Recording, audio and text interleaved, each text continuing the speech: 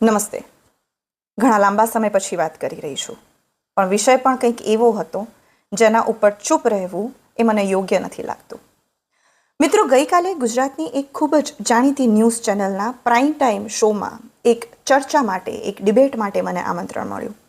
વિષય હતો અત્યારનો ગુજરાતનો સળગતો વિષય, એટલે કે આંતરજ્ઞાતીય પ્રેમ લગ્નો. અને એ ચર્ચામાં સામેલ હતા એ તમામ લોકો કે જેમણે હકીકતમાં આ વિષયને અત્યારે સળગતો વિષય બનાવ્યો છે. આમ તો મને શોખ પણ રહ્યો છે ને ટેવ પણ રહી છે કે કોઈ પણ વિષય હોય જેમાં મારી સમજણ હોય, મારા અનુભવો હોય, એમાં નિડરતાથી, સ્પષ્ટતાથી, તટસ્થતાથી બોલવું અને મારા મુદ્દાને મૂકવા. પણ ગઈકાલે આ ચર્ચામાં જવાનું મેં ટાળ્યું, કારણ કે કોઈ પણ ચર્ચાનો, કોઈ પણ સંવાદનું તાત્પર્ય એ હોય છે કે અંતે એક સારા નિષ્કર્ષ ઉપર આવવું, એક સાચી દિશામાં આગળ વધવું. પણ આ ચર્ચામાં જે લોકો સામેલ હતા, કોઈ નવી વાત સ્વીકારવાની તો બહુ દૂરની વાત છે, એમનામાં સાંભળવાની કે સમજવાની પણ ક્ષમતા નહોતી. એટલે એમાં મેં બોલવાનું ટાળ્યું. પણ આજે આ વાત કરી રહી છું કારણ કે મને એવું લાગે છે કે આ વાત એક ગુજરાતની દીકરી, એક સ્ત્રી તરીકે તો ખરી, પણ એક સાચા ભારતીય તરીકે અને એનાથી પણ આગળ એક માણસાઈના રૂપે આ વાત થવી જરૂરી છે. મને નથી ખબર કે મારી આ વાત કેટલા લોકો સુધી પહોંચશે કે કેટલા લોકોને સમજાશે, પણ જો એક પણ હૃદયને આ વાત સ્પર્શશે ને તો મારો આ પ્રયત્ન હું સફળ થયેલો ગણીશ. તો સૌથી પહેલાં તો મારે વાત કરવી છે યુવાનોને, એ લોકો કે જે આપણા ભારતને વિશ્વનું સૌથી યુવા રાષ્ટ્ર હોવાનું ગૌરવ અપાવે છે. અને એ જ યુવાનો કે જે ગઈકાલથી જે પણ આપણે વિડીયો કે દ્રશ્યો સામે આવી રહ્યા છે એમાં આપણી લોકશાહીને ટોળાશાહીમાં ફેરવવાનું કામ કરી રહ્યા છે. અને એ પણ કેવા લોકોના ઈશારે? કહેવાતા આગેવાનો કે જે આપણા જ્ઞાતિઓની, આપણા સમાજની ઠેકેદારી લઈને બેઠા છે. તો સૌથી પહેલો પ્રશ્ન તો એ જ થાય કે એમને આગેવાનો બનાવ્યા કોણે? સાચા આગેવાન કોને કહેવાય? કે જે આપણા સમાજને, આપણા સમૂહને આગળ વધારવાની, એક નવી દિશા બતાવવાનું કામ કરતા હોય. પણ આ જે લોકો કરી રહ્યા છે, જે માનસિકતાને આપણી ઉપર થોપી રહ્યા છે, હકીકતમાં તો આપણને 1.5-2 સદી પાછળ લઈ જવાની વાત કરે છે. તો સૌથી પહેલો પ્રશ્ન એ થવો જોઈએ કે આ કોઈ પણ લોકો હકીકતમાં શું આપણા આગેવાનો કહેવડાવવાને લાયક છે ખરા? એક વાર્તા હતી કે અમુક કબૂતરોને કોઈકે શીખવાડી દીધું કે શિકારી આએગા, જાલ બિછાએગા, દાના ડાલેગા, ફસના મત. કબૂતરોએ ગોખી પણ લીધું, છતાં પણ એ જાળમાં દાણા ચણવા જાય છે અને એ જાળમાં ફસાઈ જાય છે. આવી જ કંઈક વાત આપણી છે. આપણે બધા જાણીએ છીએ કે ભાગલા પાડો ને રાજ કરો. શાળા સમયથી ભણતા આવ્યા છીએ કે અંગ્રેજોએ આ નીતિ અપનાવી હતી.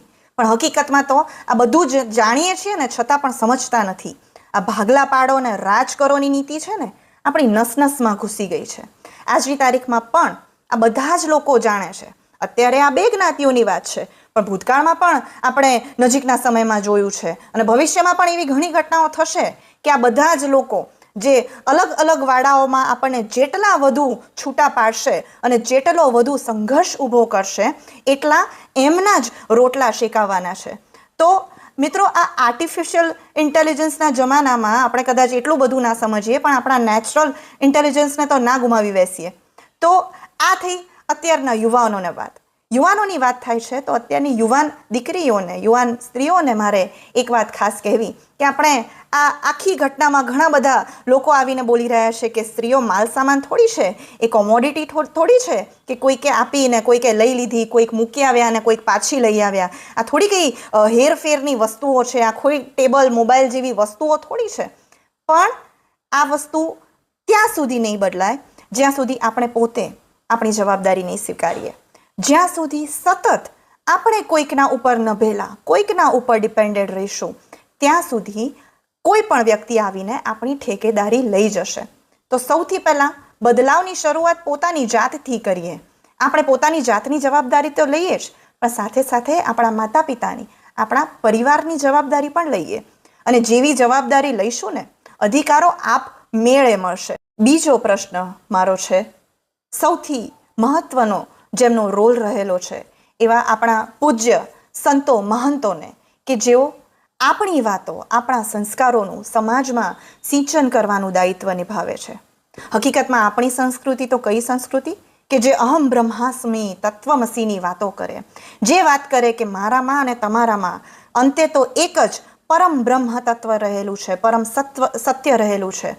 પણ કોઈ પણ લોકો આવીને આ નાની નાની જે આઈડેન્ટિટી, જે નાની નાની ઓળખો આપણને આપી દે અને જેથી કરીને આપણે આપણા પરમ સત્યને ભૂલી જઈએ, પરમ તત્વને ભૂલી જઈએ.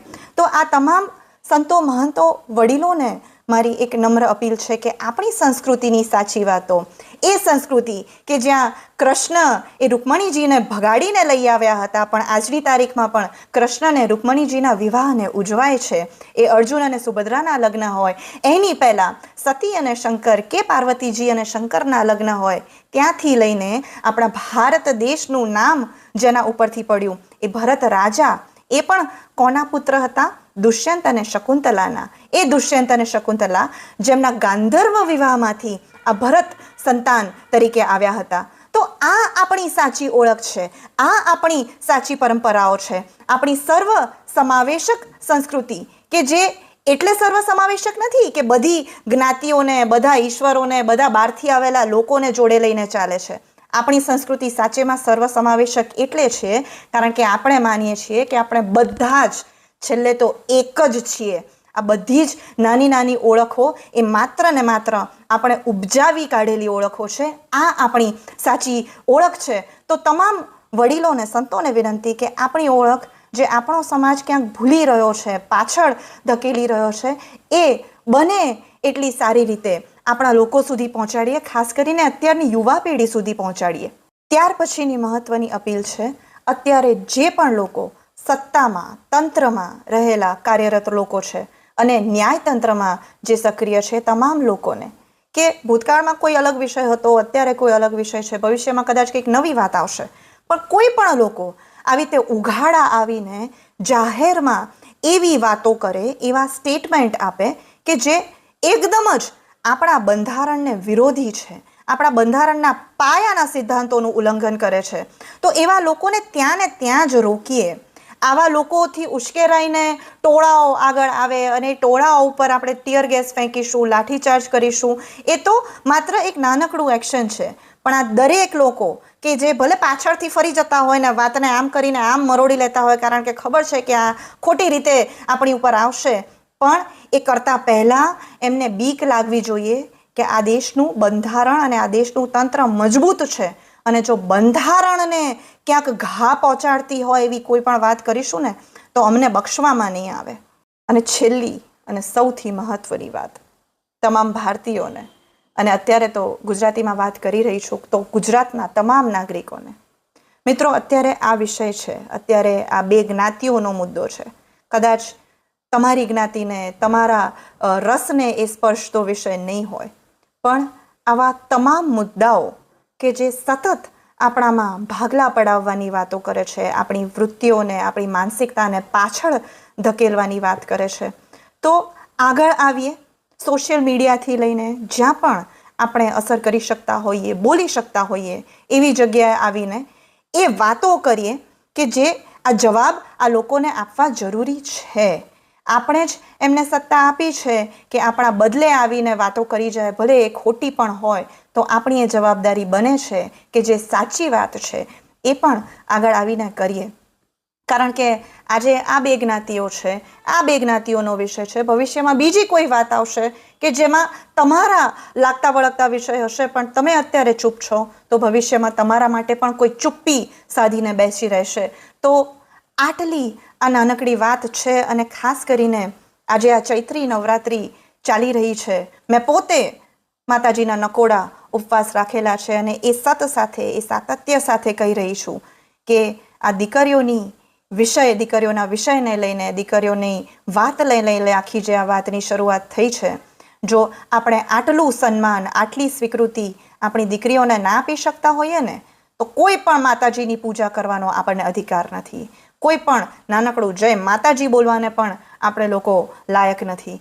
તો એ સાથે એકવાર ફરીથી આપ સૌને નમ્ર અપીલ છે કે આપણી સાચી ઓળખ ના ભૂલીએ, આપણી સાચી વાતો ના ભૂલીએ. આપ સૌને ચૈત્રી નવરાત્રિની સાથે સાથે આજે જે બધા જ સુંદર તહેવારો છે એની ખૂબ ખૂબ શુભકામનાઓ. જય ભારત, જય ગુજરાત. નમસ્તે.